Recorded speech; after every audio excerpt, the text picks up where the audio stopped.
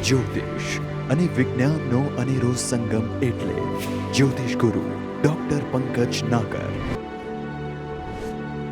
જ્યોતિષ એક વિજ્ઞાન. નમસ્કાર દર્શક મિત્રો, જ્યોતિષ એક વિજ્ઞાન કાર્યક્રમમાં મારી સાથે જ્યોતિષ ગુરુ ડૉક્ટર પંકજભાઈ નાગર અને હું અશોક મોદી આપનું સ્વાગત કરીએ છીએ કાર્યક્રમ જ્યોતિષ એક વિજ્ઞાનમાં. અને આપ નિહાળી રહ્યા છો અમારા GTPL ગુજરાતીની વિશેષ રજૂઆત કાર્યક્રમ જ્યોતિષ એક વિજ્ઞાનમાં. પંકજભાઈ આપનું સ્વાગત છે. નમસ્કાર અશોકભાઈ અને નમસ્કાર મારા વહાલા દર્શક મિત્રો.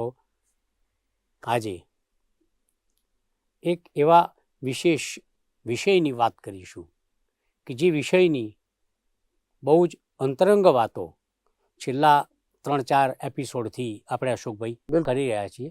અને એ વિષયનું નામ છે શુક્ર સાથે જ્યારે અન્ય ગ્રહો જોડાય યુતિ કરે,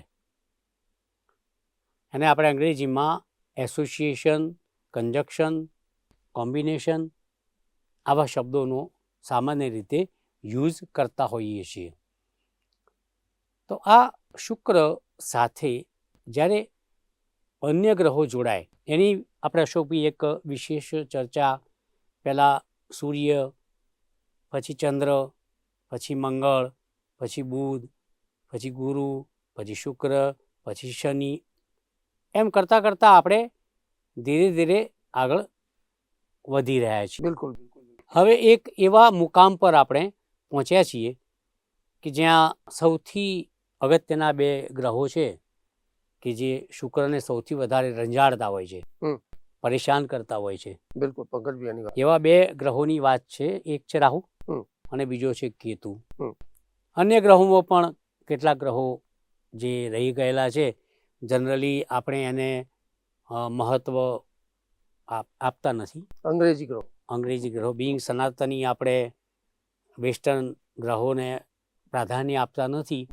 અને આ ગ્રહોનું નામ છે હર્ષલ, નેપચ્યુન, પ્લુટો. જો તમે આમ એને ક્રમમાં ગોઠવો ને તો હર્ષલ 7 વર્ષ, નેપચ્યુન 14 વર્ષ અને પ્લુટો 21 વર્ષનું એક ભ્રમણ કક્ષામાં ફરતા હોય. તો બીજી બાજુ આપણે જ્યારે રાહુની વાત કરીએ, કેતુની વાત કરીએ તો એમનો પણ એક ટાઈમ સ્લોટ છે, એક 18 માસ અર્થાત 1.5 વર્ષ.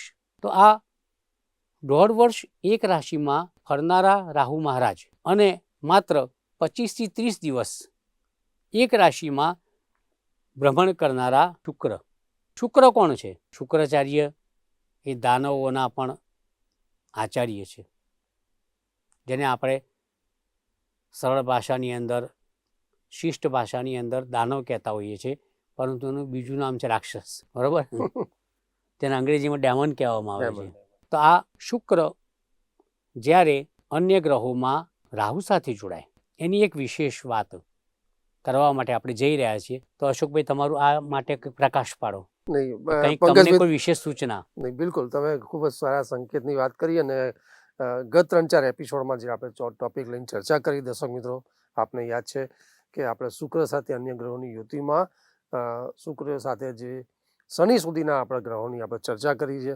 અને એ જાતકની કુંડળીમાં અલગ અલગ સ્થાનોમાં જ્યારે એ યુતિ કરે છે ત્યારે એ ગ્રહો શુક્ર સાથે જ્યારે કન્જંક્શન ચાલે છે, એ કહેવાય છે, એ કેવા જાતકના પરિણામો આપે છે, અસરો કરે છે, એના કેવા પ્રભાવ થાય છે, એની આપણે સુપેરે ચર્ચા કરી છે. ત્યારે આજે પંકજભાઈએ જેમ વાત કરી કે રાહુ, કેતુ અને જે છેલ્લા 250-300 વર્ષથી જે લોકો એવા ગ્રહો જે અમલમાં આવ્યા છે, નેપચ્યુન, પ્લુટો, હર્ષલ, આપણે એની પણ એક સુંદર ચર્ચા કરીશું કે એમનો પણ બહુ મોટો પાર્ટ હોય છે.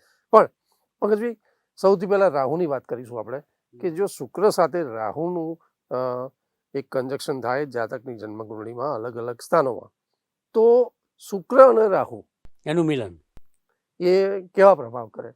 અને પહેલા તો શુક્ર રાહુનું એક એમનો સંબંધ કેવો છે એનાલિસિસ. શુક્ર કોણ છે, રાહુ કોણ છે? તો રાહુ મેં કીધું કે દાનવ છે, બરોબર છે. શુક્ર પણ દાનવી પ્રકૃતિનો ગ્રહ છે, કારણ કે એના જે અધિપતિ છે એ શુક્રાચાર્ય છે અને દૈત્યોના ગુરુ છે. દૈત્ય શબ્દ બિલકુલ એ સંસ્કૃત શબ્દ છે. દાનવ છે એ શિષ્ટાચારી, સામાન્ય રીતે હિન્દી અગર ગુજરાતીમાં પણ આપણે કહી શકાય. બિલકુલ.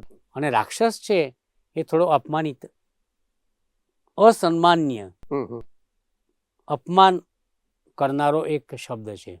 તો આ શુક્ર અને રાહુ બંને જ્યારે જોડાય ત્યારે જે યુતિનું સર્જન થાય અને એના પરિણામો એ કેવા હોઈ શકે એનો વિચાર કરીએ.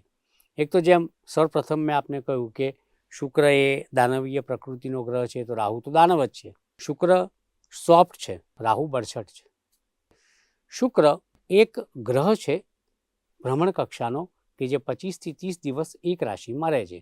રાહુ ના તો એને ગ્રહ કહીશ, ના એને ઉપગ્રહ કહીશ, માત્ર એક બ્રહ્માંડનું માર્ગીય છેદન બિંદુ. અગર તો અંગ્રેજીમાં એને શેડો પ્લેનેટ કહેવામાં આવે છે, ગુજરાતીમાં એને છાયા ગ્રહ કહેવામાં આવે છે. રાહુ એટલે છાયા, જેના ઉપર જાય એનું ગ્રહણ કરી નાખે. ધારો કે સૂર્ય ઉપરથી પસાર થાય તો સૂર્યગ્રહણ, ચંદ્ર ઉપરથી પસાર થાય તો બરાબર, ચંદ્રગ્રહણ, બરાબર. તમારા પરથી પસાર થાય તો અશોક ગ્રહણ. બરોબર ને? ગ્રાહી નાખે. ગ્રહી નાખે. ગ્રહી લેવું એટલે ગળી જવું. આપણે કહેતા તમે ભોજન ગ્રહણ કર્યું એટલે કોળીઓ કરી જુઓ, ઉતારી જુઓ. એમ ભલભલા અચ્છા પ્લેનેટને રાહુ છે ને એનો કોળીઓ કરી જાય, એને ગ્રહી જાય, એને ઉતારી નાખે, એને હણી નાખે. ગ્રહણનો શબ્દ શું થાય? ગ્રહને હણવું. આ સમજો. બિલકુલ બિલકુલ. ગ્રહને હણવું એનું નામ ગ્રહણ. એટલે આ તમે સમજી શકો છો કે રાહુ જ્યારે શુક્ર સાથે બિરાજમાન થાય ત્યારે શુક્ર નામના ગ્રહનું એ ગ્રહણ કરી નાખે, શુક્ર નામના ગ્રહને એ હણી નાખે. એનું નામ શુક્ર અને રાહુની યુતિ. પરંતુ અશોકભાઈ, અહીંયા આપણે પરિણામોની વાત કરવાની. બિલકુલ. કે બંને જોડાય તો શું થાય? સૌપ્રથમ તો દર્શક મિત્રો, શુક્ર એ દાંપત્ય જીવનનો કારક છે અને રાહુ કોઈ પણ હકીકત, કોઈ પણ પૃથ્વી પરના અસ્તિત્વને એ મારક બનીને મારનારો ગ્રહ છે. ધારો કે શુક્ર અને રાહુ જોડાય તો શુક્ર જે વસ્તુનો કારક છે, રાહુ તે વસ્તુનો મારક. શુક્ર એઝ વી નો વેરી વેલ કે જાતીયતાનો કારક છે, સુંદરતાનો કારક છે, સ્ત્રીનો કારક છે, સપ્તમ ભાવનો કારક છે. સપ્તમ ભાવ એટલે દાંપત્ય જીવન. તો આ બધી વસ્તુનો રાહુ બને છે મારક. શુક્ર રાહુ ભેગા થાય એટલે શું થાય? સૌંદર્યને હણી લે. શુક્ર રાહુ ભેગા થાય એટલે સ્ત્રી તરફથી દુઃખ આવે. શુક્ર રાહુ ભેગા થાય એટલે તમારા ફેસ, ફીચર્સ, તમારી લાગણીઓ હણાય. રાહુ એને ગ્રહી લે. શુક્ર અને રાહુ ભેગા થાય એટલે સેક્સ સંબંધિત પ્રશ્નો ઉપસ્થિત થાય. શુક્ર રાહુ ભેગા થાય એટલે દાંપત્ય જીવનમાં એક તિરાડ ઊભી થાય. હજારો કુંડળીઓ, એક નહીં, બે નહીં, હજારો કુંડળીઓ.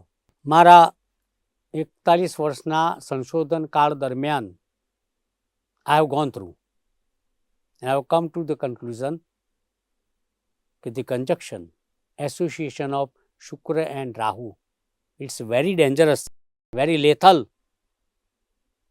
very harmful to matrimonial life. કેમ? કારણ કે શુક્ર સપ્તમ ભાવનો કારક છે. શુક્ર સ્ત્રીનો કારક છે. શુક્ર જાતીયતાનો કારક છે. લગ્ન જીવનમાં શું હોય ભાઈ? લગ્ન તો સ્ત્રી સાથે જ કરવાના હોય ને. લગ્ન જીવનમાં શું હોય? જાતીયતાનો આનંદ. લગ્ન જીવનમાં શું હોય? એકબીજા માટેનો પરસ્પર સુંદરતાનો ભાવ. બાહ્ય દેખાવની વાત નથી કરતો, આંતરિક દેખાવની પણ વાત કરું છું. બાહ્ય સૌંદર્ય અને આંતરિક સૌંદર્ય બંનેના પાછળ શુક્રની સહજ સૌંદર્યશીલતાનું રહસ્ય છે.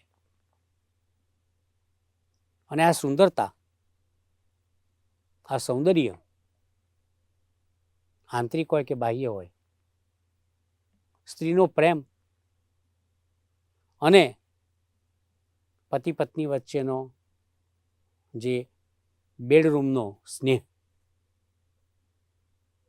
દાંપત્ય જીવનની આમ હૃદયને ઝણઝણાવતી સંતૂર વાદક જેવી એક મીઠાશ અને એનો અંદરની એક મેલડી, એનો જો સત્યાનાશ કરે તો રાહુ. બરોબર. બિલકુલ બિલકુલ. એટલે આ સૌંદર્ય દેવીને જો કોઈ મારે તો એનું નામ છે રાહુ. લગ્ન જીવનને તોડે ફોડે, લગ્નને ભગ્ન કરે, છૂટા પાડે, જુદા પાડે અને લગ્ન જીવન ઉપર એક એવો ગજબનો કુઠારાઘાત કરે, એનું નામ શુક્ર અને રાહુની યુતિ. મેં હમણાં જ કહ્યું, હજારોની સંખ્યામાં આવતી કુંડળીઓમાં મેં જ્યાં જ્યાં શુક્ર રાહુની યુતિ જોઈ છે ત્યાં ત્યાં મેં એક વાત ચોક્કસપણે મારી પાસે આવનારા મિત્ર વર્ગને, જાતક વર્ગને કહી છે કે ભાઈ સામેના પાત્રની કુંડળીમાં શુક્ર રાહુની યુતિ હોય તો લગ્નનો વિચાર માંડવાળ કરજો. હમણાંની જ વાત છે, મુંબઈથી મારી પાસે એક કપલ આવેલું. એમાં એ ભાઈ કુલ 3 વખત પરણેલા. સમજવા જેવું. બિલકુલ. જો કે એમના માટે કોઈ આનંદનો વિષય હશે, ગ્રહો માટે એક દુઃખદ વિષય, આપણા માટે દુઃખદ વિષય કે ભાઈ બહુપત્નીત્વ એ કોઈ સામાજિક પ્રતિષ્ઠાનો વિષય નથી. સ્ત્રીનું સન્માન એ સામાજિક પ્રતિષ્ઠા, વ્યક્તિગત પ્રતિષ્ઠા અને દેવોની સભામાંથી પણ સન્માન મેળવવાનો વિષય છે. બિલકુલ બિલકુલ. એકથી વધારે પરણવું, એકથી વધારે પત્ની રાખવી, ધર્મ પરિવર્તન કરવું. આ ભાઈ પહેલાં પરણ્યા, પછી એ જ પત્નીને એના અધિકારો આપીને એને કહ્યું કે હું બીજું લગ્ન કરું છું, ધર્મ પરિવર્તન કર્યું, ત્રીજી વખત ધર્મ પરિવર્તન કર્યું, 3 પત્ની. અને હાલ એવા બેહાલ થઈ ગયા છે કે અત્યારે તો ત્યારે મારી પાસે આવ્યા ત્યારે મને કે સાહેબ શું કરવું હવે? 3 દરેક વસ્તુની અંદર મને બ્લેકમેલ કરે છે, શું કરો? મેં એમની કુંડળીમાં ઊંડાણપૂર્વક તલસ્પર્શી મારી જેને કહેવાય ને કે સિંહાવલોકન, અગર તો આપણે જેમ આકાશમાં ખગાવલોકન કહે ને, ખગ ઉડતું હોય પક્ષી અને નીચે જમીન પર કઈ વસ્તુ પડી હોય સાંભળી જુઓ તમે, બાદ નજર, બાદ જુઓ, હજારો કિલોમીટર ઉપર હોય પણ આમ એક સપાટામાં નીચે આવી અને પકડી લે વસ્તુને, એ ખગ અવલોકન કહેવાય, સિંહ અવલોકન કહેવાય. સિંહ પણ એની આંખો આમ ફરે અને ખબર પડી જાય કે શિકાર ક્યાં છે. તો આ મેં જોયું કે એ ભાઈની કુંડળીમાં શુક્ર રાહુની યુતિ એમના પત્ની ભાવમાં જ હતી. એટલે 1 પત્ની, 2 પત્ની, 3 પત્ની. હવે એવું કહે છે કે શરૂઆતમાં તો પંકજભાઈ પત્ની મેળવવા માટે હું ફાંફા મારતો હતો, બરાબર છે, અને મને એવું લાગતું હતું કે એમ કે ના ના આને માટે મને સાચો પ્રેમ છે, મારી પ્રથમ પત્ની નકામી છે, આ બીજી પત્ની માટે, સ્ત્રી માટે સાચો પ્રેમ છે, પછી બીજી એટલે ત્રીજી માટે મારો સાચો પ્રેમ છે, એમ કરીને 3 ભેગી કરી. બિલકુલ બરોબર છે. એટલે ઘણી વખત શું છે કે શુક્ર રાહુની યુતિ સામે ચાલીને દુઃખોને, દાંપત્ય જીવનના દુઃખોને આમંત્રણ આપનારી છે જ. લગ્ન સ્વયં એક દુઃખનો વિષય છે અને એમાં 3 વખત દુઃખ ભોગવવાનું સામે ચાલીને. બિલકુલ. આ કેવો આનંદ! એ ભાઈનો ફેસ તમે જુઓ ને, તમને ફેસ પર જ લાગતું હતું કે રાહુ બેઠો હતો. ગભરાયેલા એકદમ ડરેલા. અને મને કે પંકજભાઈ યાર આપણે મળ્યા હતા, હું ઘરે જઉં ત્યારે ફોન બી ના કરતા, કારણ કે 3 મારી આજુબાજુ ફરતા હોય છે. 3 તીગાડા કામ બિગાડા ભાઈ. હવે કંઈ જ ના થઈ શકે આની અંદર. એટલે આ શુક્ર રાહુની યુતિ એવી છે કે શુક્ર એક ગ્રહ છે, રાહુ એક છાયા ગ્રહ છે. અને રાહુ જ્યારે શુક્ર ઉપર પોતાની છાયા પડછાયો નાખે ત્યારે શુક્રના તમામ ગુણધર્મ ઢંકાઈ જાય છે. તમામ ગુણધર્મ પર એક એવી આંચ આવે છે, એવી તકલીફ આવે છે કે જેના કારણે ભલભલાનું દાંપત્ય જીવન નંદવાઈ જાય છે. બિલકુલ બિલકુલ. છીનવાઈ જાય છે. માત્ર એવું નથી, હું તમને અસંખ્ય વાત કરી શકું એમ છું. હું તમને એક મારા મિત્રની વાત કરું કે કુંડળીમાં અશોકભાઈ 5મ ભાવ છે ને, 5મો ભાવ ભાગીદાર, એ ના 5મ ભાવ એ પૂર્વજન્મના સંચિત કર્મોનો છે. 7મો ભાવ ભાગીદારીનો છે. પંચમ ભાવ સંતાનનો પણ છે, પણ પંચમ ભાવ જીવનમાં કોઈ પણ જાતકને આનંદ આપતું હોય, જેને કહેવાય કે પ્યાર મોહબ્બત, પ્રેમ પ્રણય, એનો ભાવ છે. ત્યાંથી આમ જેને કહેવાય ને કે દિમાગમાં પ્રેમની ટસરો ફૂટવા લાગે, શરીરમાં ગળગલિયા થવા લાગે, અને આમ શરીરનું એક કે એક કોષ અંગે અંગ રોમેન્ટિક થઈ જાય, એનું નામ છે પાંચમો ભાવ. જ્યાં પ્રેમ છે, પ્રણય છે, જ્યાં મોહબ્બત છે, જ્યાં લૈલા મજનુ છે, શીરી ફરહાદ છે, જ્યાં રાધા કૃષ્ણ છે, જ્યાં રોમિયો જુલિયટ છે, એવા તો અસંખ્ય. જ્યાં સોની મહિવાલ છે એમ કહીએ તો એ ચાલે. સોની મહિવાલ, યસ. બરોબર છે ને? એટલે સોની મહિવાલ આ એક પેર હતી. પાછું એવું ના થઈ જાય કે આ કોઈ નેમ થઈ ગયું. આ ના, કોઈ કાસ્ટ સાથેનો આ સંબંધ નથી. સોની મહિવાલ એક કપલ, પંજાબી, બરોબર છે ને? તો આ એક પ્રણય ગાથાનું સ્થાન છે. મારા મિત્રની કુંડળીમાં પણ પ્રણયના સ્થાનની અંદર, પ્રેમના સ્થાનની અંદર, ગલગલિયા રોમેન્ટિક સ્થાનની અંદર શુક્ર રાહુની યુતિ થાય. શું ખબર છે? રાહુનું કામ તોડવાનું છે, શુક્ર આકર્ષણ છે. એટલે આ ભાઈ આકર્ષાય, વારંવાર પ્રેમ થાય અને તૂટી જાય. કોઈ એમનો શુગર ડેડી બનાવે, કોઈ એમનો શુગર બ્રધર બનાવે, કોઈ એમને શુગર લવર બનાવે. તો આજકાલ એક ટ્રેન્ડ ચાલે છે, બિલકુલ, કે શુગર ડેડી તમારી બધી જરૂરિયાતો પૂરી કરે એવો કોઈ પ્રૌઢ માણસ હોય અને એની સાથે આ પ્રેમ સંબંધો યુવાવસ્થામાં જોડાય. પરંતુ એમાં શુગર ડેડી એટલે પુરુષનું પાત્ર એના કરતાં 2 ગણું ઉંમરમાં વધારે હોય. આ બધું ત્યાંથી ઊભું થાય છે. બિલકુલ. તો આ ભાઈ પણ આપણે શુગર ડેડી છે, એમની ઉંમર 55 વર્ષની, અને એમણે જે પ્રણયના પાત્રો બધા શોધી કાઢેલા ને 5-6, એ બધા 20-25 વર્ષની વચ્ચે બધી જરૂરિયાતો પૂરી થાય અને આ ભાઈ લૂંટાય. મળે કંઈ નહીં, પૈસા વાપરો, અને છેવટે પ્રણયના કારણે એમના જીવનની અંદર બરબાદી આવી. શુક્રએ રાહુના કંજક્શનના કારણે પ્રેમ સંબંધમાં એમને લૂંટ્યા. એની આગળ કાદુ મકરાણી કે રોબિન હુડ તો કશું નથી. એવા લૂંટાયા કે જભલું પહેરવાનું રહ્યું નહીં. જ્યારે મારી પાસે આવ્યા ત્યારે કે પંકજભાઈ યાર, ફી બીનું ઠીક છે મારે, પણ આ બધો બબાલ છે. મેં કીધું ભાઈ યાર, તે આટલા બધા લાખો રૂપિયા ક્યાંક ખર્ચ્યા છે, તો પંકજભાઈને થોડા આપને ભાઈ યાર. પણ પંકજભાઈ તો ક્યાંથી લઈ શકે, કારણ કે પંકજભાઈ બેન નથી કોઈ, એટલે એમને ક્યાંથી પૈસા આપે. એ ભાઈ પણ આ એમના શુક્ર રાહુના પ્રણય સ્થાનમાં શુક્ર રાહુની હાજરીના કારણે એ અતિ દુઃખી થયા.